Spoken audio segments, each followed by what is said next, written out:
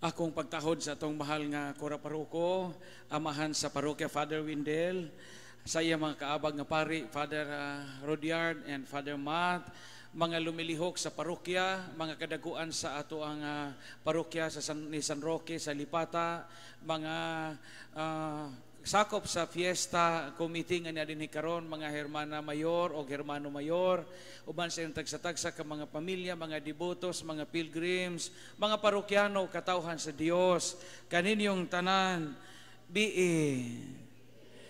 Og salamat sa Dios sa laing kahigayunan nga kita makapasidungog ganiya sa atong pagpangandam sa atong tinuig nga pangilin. Hatagan nato ang Ginoo sa usa ka masipang pagpag. Pasalamat kong Father Windel og sa magkaparian og ninyong tanan nga nakabalik na pud ko dinhi sa Lipata. No dinhi man ko pag Lenten recollection nato no pag Marso unya nakabalik na pud ko karon kay ang Lipata Paris tipik og kabahin sa akong formation sa seminarista pa ko kay duhang tuig man ko dinhi ma-assign og pastoral. Dito ko puyo sa ilang mama Musay, Mama Musay di adinhi, ila Tinina, Ati Lo, Ati Joy, Ati Janet o Father John o ilang pamilya. Unya ulitaw pa ko adto 2002 to 2004. Karon ulitaw gihapon way kabilinggan.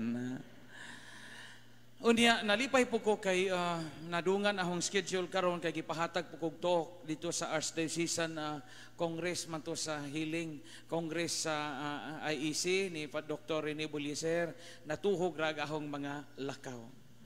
Mga igsuon, ang dominant theme nato karon diha sa atong pagpangandam sa atong tinuig nga pangilin pahinuog kang sino San Roque, panaw sa atong Kristohanong kinabuhi uban kang San Roque.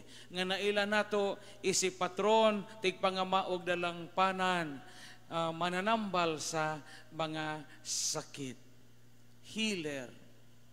Musugot kitag sa di ang sakit og balatian mo gyud nag-una nga hulga sa atong kinabuhi, di ba? Sunod sa kamatayon mao man ay atong gikahadlokan. Kanang masakit kita. Kay masakita simbako labi naglawom og baga-baga nga sakit, tila-tilaan ang atong savings. Sos usay manghangyo tag sibuya sa merkado, manghangyo tag luya, manghangyo tag isda, pero simbako kita nay ma-admit sos asa punita ng atong kwarta. Ako bitaw ikanapo na magkatuig karon nga sugod na kog suffer sa complication sa akong diabetes.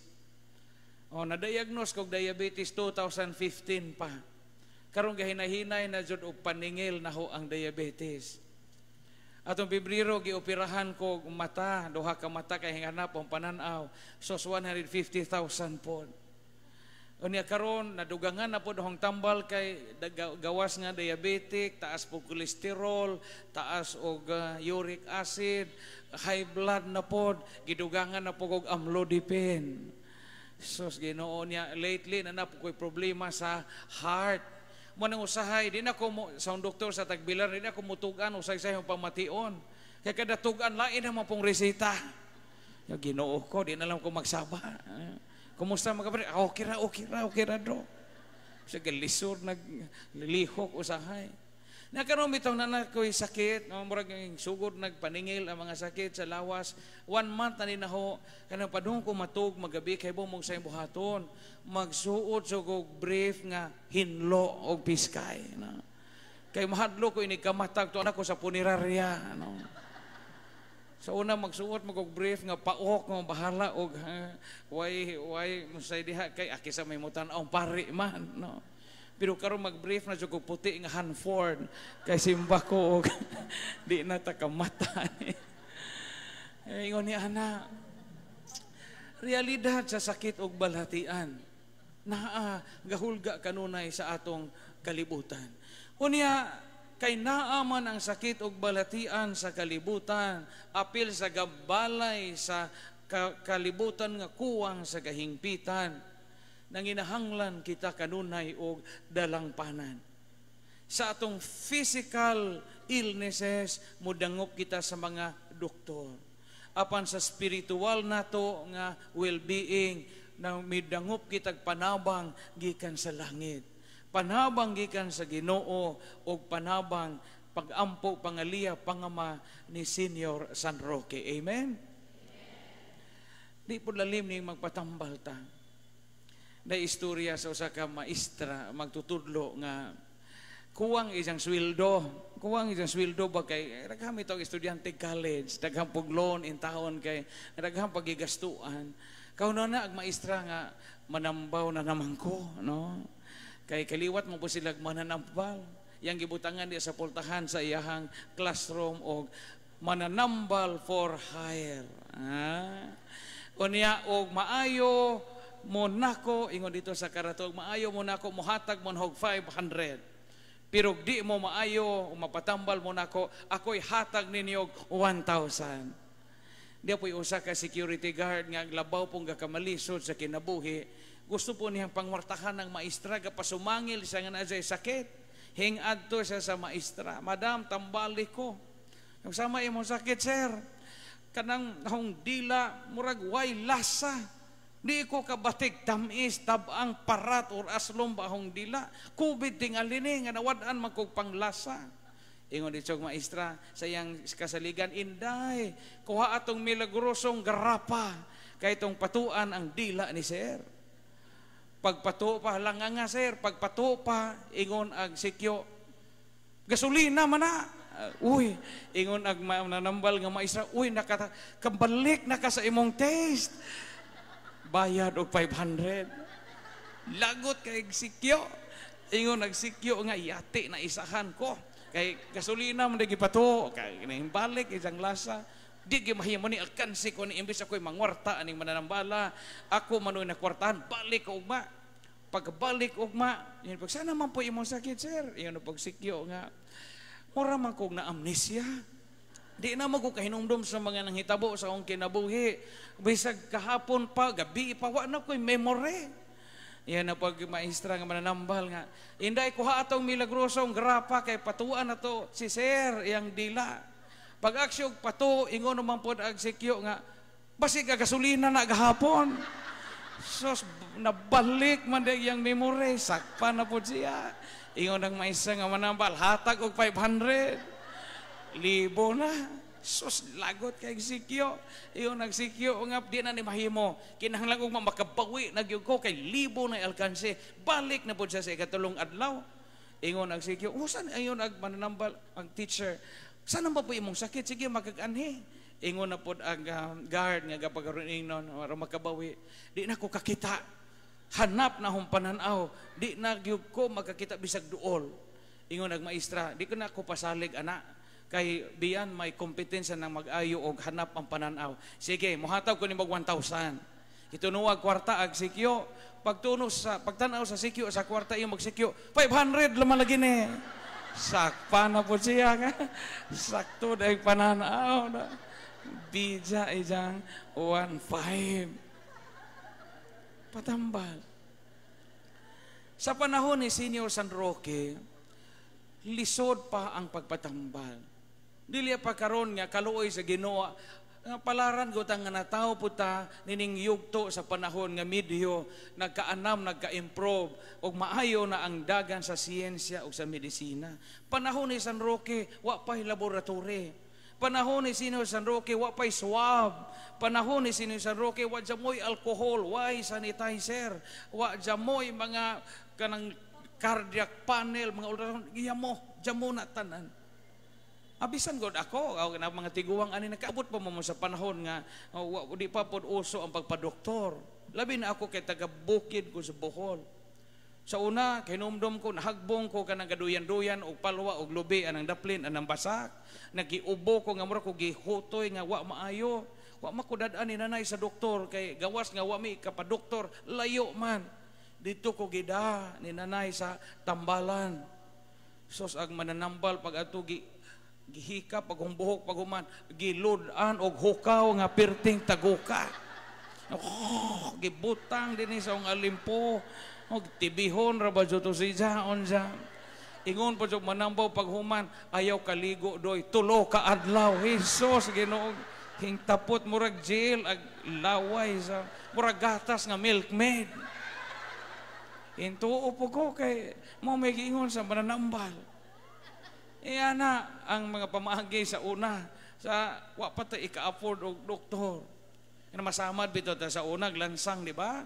Masamad tag alamri unsa may mahitabo na uso balig anti-tetanus wa patuan ta atong tukog nga naay lana na kayo nga motuo. Sos mo na pertig yung sakita. Tungod kay naa nato ang pangindahay nga makalingkawas sa mga balatian. Balatian. Nakoy joke nakitaan sa Facebook. Kinira ba ko nung sakit sa taong mailhan pinaagi sa iyang kugmo.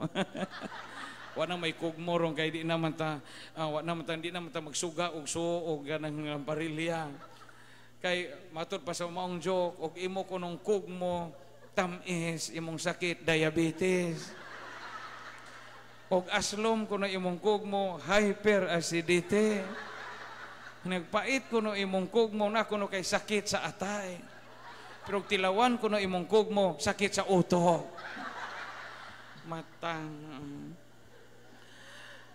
Ikaduha, ang pag-atiman sa mga dunay balatian o kanila nga nagmaluyahon usa ka buhat nga makapalangit.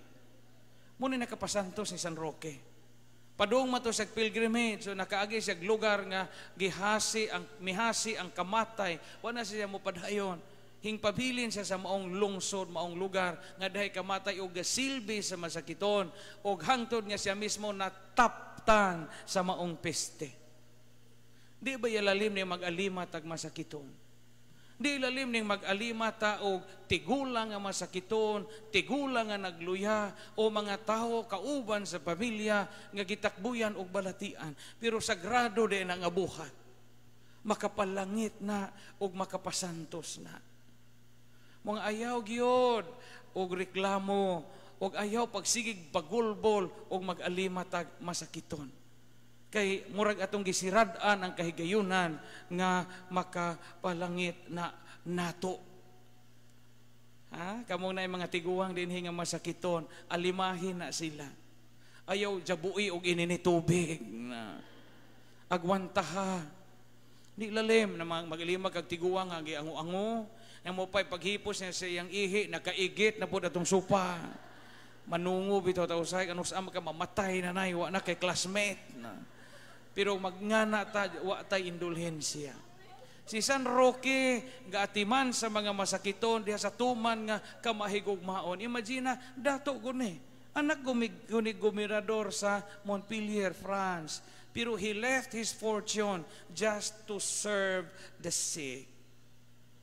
Kami mga pari, matiguang nami, usahay, wa na mo aliman namo. Itapok dito sa Tagbilaran, tapokon rami sa pre-departure area. Ano? Kanya pilara pa itong kwarto dito mga retired nga pare, usahay, madaghanan pog magic sarap, masos, daliara naman tayo.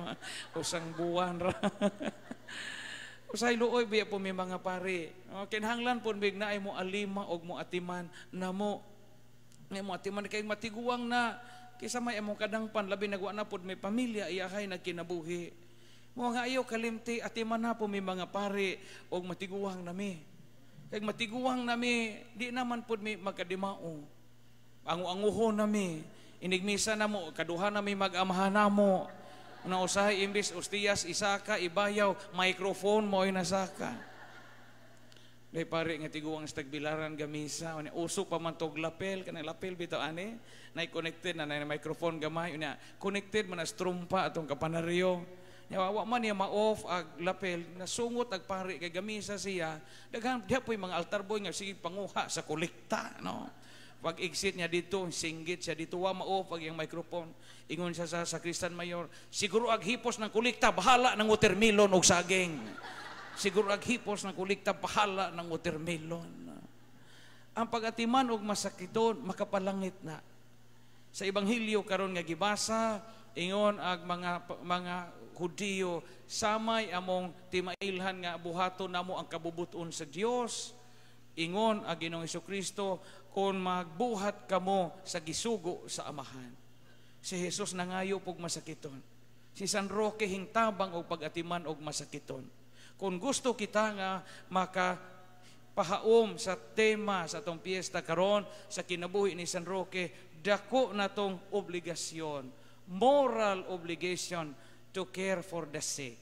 Pagatiman sa mga balatian, mga tao nga dunay balatian og dunay sakit sa lawas og kalag. Diha sa tumang pagkamahigugmaon og kamaalagaron. Viva Senior San Roque!